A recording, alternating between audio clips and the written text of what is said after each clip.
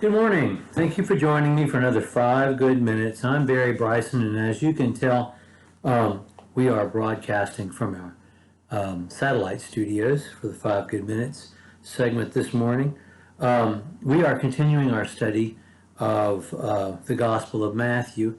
We're beginning chapter 7, the final section of the Sermon on the Mount. And we're going to go ahead and read verses 1 through 15, and we're going to introduce the entire section. Actually, I'm going to go ahead and read through verse 23, and then we'll talk about an introduction to the entire section. This seems like these different parts are not necessarily connected, and that he comes from one topic to another, and then goes back to the first topic again, but they are all very much connected. Matthew chapter 7, beginning with verse 1. Do not judge, lest you be judged. For in the way you judge, you will be judged.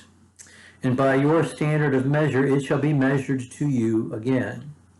Why do you look at the speck in your brother's eye, but do not notice the log that is in your own eye? How can you say to your brother, let me take that speck out of your eye, and behold, there's a log in your eye? You hypocrite, first take the log out of your own eye, and then you will see clearly enough to take the speck out of your brother's eye. Do not give what is holy to dogs. Do not throw your pearls before swine, lest they trample them under their feet and turn and tear you to pieces. Ask, and it shall be given to you. Seek, and you will find. Knock, and the door shall be opened to you. Everyone who asks receives, and he who seeks finds, and to him who knocks the door shall be opened. What man is there among you, when his son shall ask him for a loaf, will give him a stone? Or if he asks for a fish, he will not give him a snake, will he? If you then, being evil, know how to give good gifts to your children, how much more shall your Father, who is in heaven, give what is good to those who ask him? Therefore, whatever you want others to do for you, do so for them, for this is the law and the prophets. Enter by the narrow gate, for the gate is wide, and the way is broad that leads to destruction, and many are those who enter by it. For the gate is small, and the way is narrow that leads to life, and few are those who find it. Beware of false prophets who come to you in sheep's clothing, but inwardly are ravenous wolves. You will know them by their fruits. Grapes are not gathered from thorn bushes, nor figs from thistles are they. Even so, every good tree bears good fruit, but the rotten tree bears bad fruit. A good tree cannot produce bad fruit, nor can a rotten tree produce good fruit. So every tree that does not bear good fruit is cut down and thrown into the fire. So then you will know them by their fruits. Not everyone who says to me, Lord, Lord, will enter the kingdom of heaven, but he who does the will of my Father who is in heaven. Many will say to me on that day, Lord, did not we prophesy in your name, and in your name cast out demons, and in your name perform many miracles? And I will declare to them, I never knew you. Depart from me, you who practice lawlessness. I'm going to stop right there, although the final parable is directly connected to this last section as well.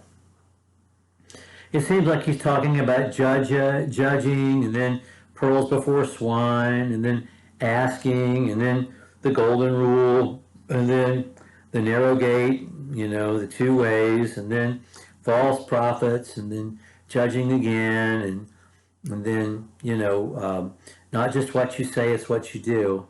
And we may look at these and think that they're disconnected, but they're not. They're tied tightly together by some themes.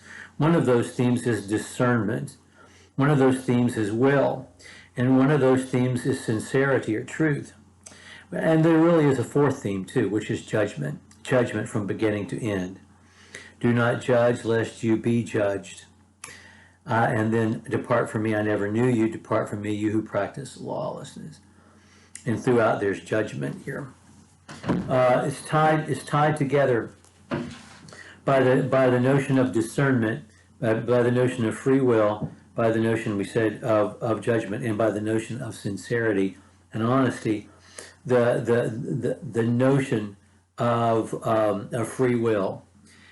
In every passage, in every piece to this larger passage, this pericope here, there is the assumption of and the call to exercise free will. We have choices to make, and we are going to make those choices. We are responsible. No one can shirk their responsibility for making choices. Second, discernment. You have to determine what is right and what is wrong, what is true and what is false. And he gives us ways to tell the difference. By their fruits you will know them. God is good. Human beings are flawed. In fact, he calls human beings evil.